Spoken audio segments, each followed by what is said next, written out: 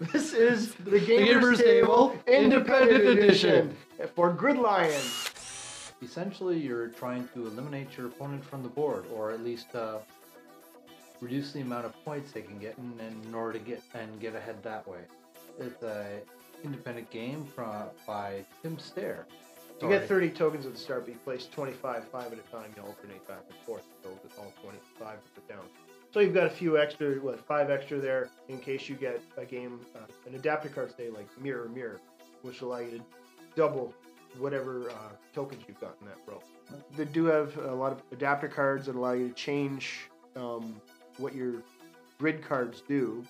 Switch to starting player, and then shuffle your cards, or move your tokens around, play your cards, resolve them, total your points, whatever's after you played all your cards and the effects are taken, then you check your points.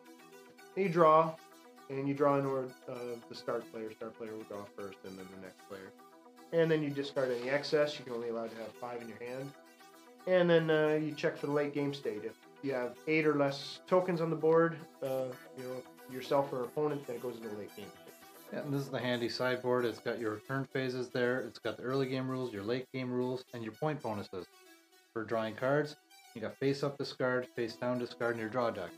That's one thing I like about this game is the differentiating discard piles. You know, it's not just one common discard pile that you find in pretty much every game, where you're always wondering, is it face up or face down? This one actually has 2 different discard piles, one for face up that you can look at, and one for the face down that people discard secretly when they have too many cards in their hand. I like abstract games, and well, it's not totally abstract. You do have cards that add a random factor to the game and can help you along. Yeah. Unless you happen to get certain cards that allow you to eliminate a row, either horizontally, vertically, or even some of the what are they called?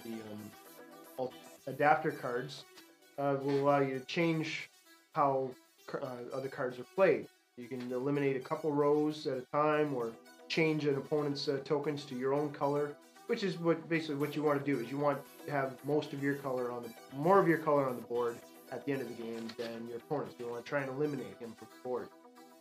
The scoring really doesn't matter that much until the last couple of turns, until you eliminate enough of your opponent's tokens to really make a difference, because you max out at 10 points, and for most of the game you're going to get 10 points, both you and your opponent, so it's a tie.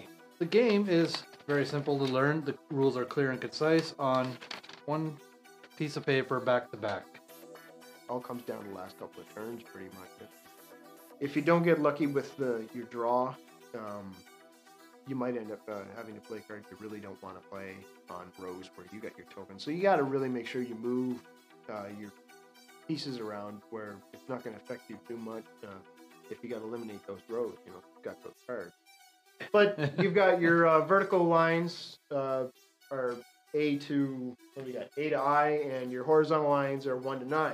And you've got cards. You got your numbered cards, and you've got your lettered cards. And whichever card you play down, that line will be eliminated, unless you play an adapter card along with it, or your opponent plays it on your card. Then it'll change the effect of that card, whether either eliminate those tokens, or change them to your color, or maybe fire an additional line along with that one. You can eliminate 2 lines at the same time. Or even some will say eliminate anything on a diagonal from that spot. You actually had one of those. Yeah, I had a couple of them. Yeah, I wasn't getting very good adapter cards, but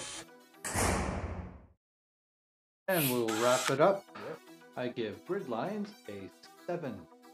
Other than the scoring factor, it's an enjoyable game. There's a lot of strategy. Trying to, having to move first is a bit of a detriment, because then you've given away where you're probably going to fire. No, but at the same time, you can kind of deke them out a bit that way too. Well, that's true. You might move your tokens to another row, but that doesn't mean you're going to fire the row you moved them from. You're going to maybe end up you have that card in your hand that you want to affect pieces. Yeah, early on you're killing a lot of your own pieces just in your opponent. It's possible, yeah.